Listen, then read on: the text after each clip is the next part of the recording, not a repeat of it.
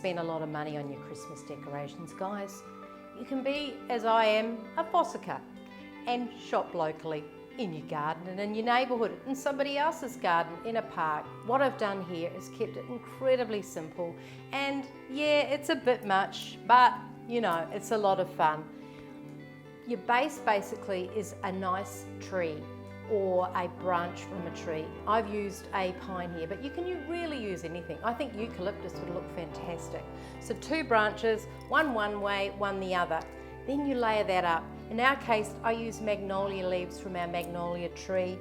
My grandson and I, Fossicked, we got pine cones and pods and sticks. The central piece, I've put a stick bundle and I've tied it with a nice paper string. You can use, I think brown string's nice. Then we've put the pods, we've layered them all the way down so that they're sort of similar on both sides. And then I've taken my lovely bronze ornaments, which I love, my ruby star ones, which I've had for many years. I've only put here the things that are handmade with beads and glass, and have popped those in just for a little sparkle, and then dotted all the way down the candles. I've added, for the smell, some lovely natural potpourri, and this is one we've made ourselves from our land and all the beautiful seeds and pods, just to get that lovely aroma. And my dear friends who I use every year, they're so cute, they just back up that lovely forest look. For our place settings and somewhere for our napkins, I've just used rocks, wrapped with raffia and then wrapped with string, tied at the back. Very simple way of doing it. Taken the magnolia leaves and written the person's name on it, so there's a place setting. So simple, green, clean tables. Oh, one little funny thing we did, Gray and I found a little bird's nest, so the bird's nest made it to the table as well. I've also dried some orange. You can do that in an oven, just slice it and bake it really slowly, guys, until you get that lovely citrusy smell throughout it as well, because Christmas is all about the outside and all those lovely smells. So here we are, a Fossickers Christmas table.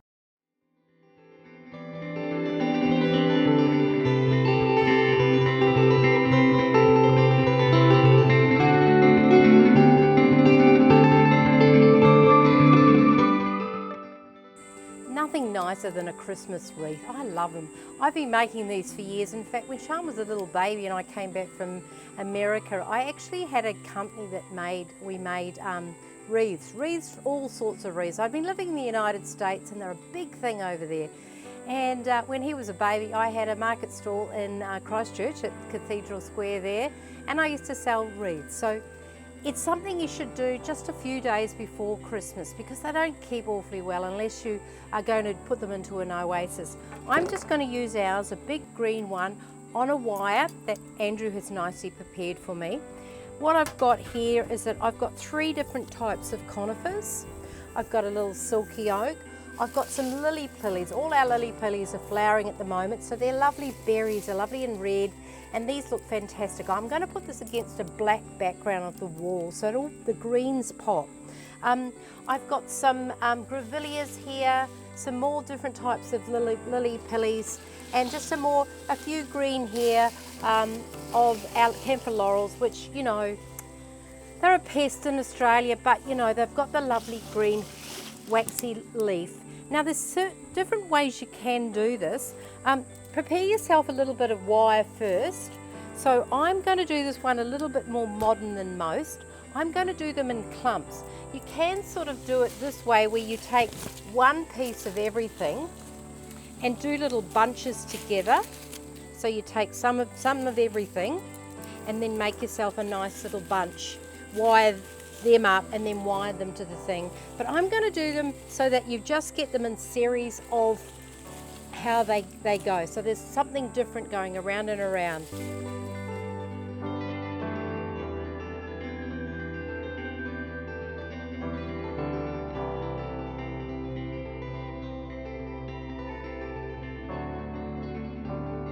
I'm going to put the lily pilly berry at the side in the middle. So you just strap it on, start there, right in the down at the bottom, and then go to the next thing you want.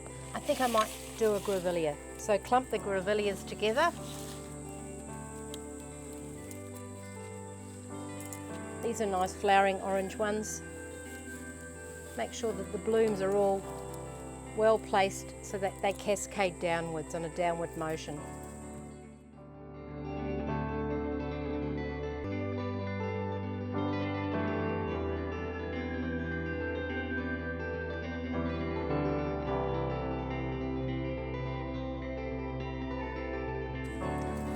You can actually lay these out in their little clumps first before you wire them on, just to see what combination looks the best. I've sort of just gone very freeform.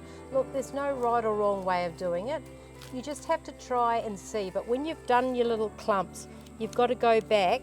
Oh, there's little insects and that very interesting little spider. And wire them not just in the one place, but in several places, so the weight of them. If you want that, I'm going for a really country rustic look, so I don't want it looking pristine. I'm wanting it to look like it's just thrown together basically and very organic. So now I'm going back, that's my top, I'm going back and adjusting the bottom where the weightier items are, or like the grevillea and the berries on the lily pillies, and making sure that those are wide and won't slip round. You might have to just play around a bit and adjust them, pulling things up so that you can't see where one starts and the other stops. A little finessing, but it's a lot of fun.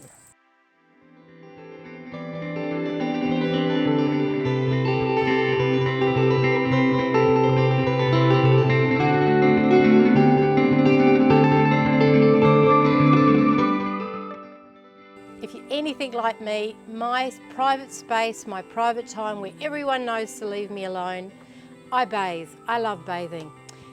This Christmas, I wanted to make it all natural. I want our gift to you, our special clients, to be something that was from here, from us, and handmade as usual from us.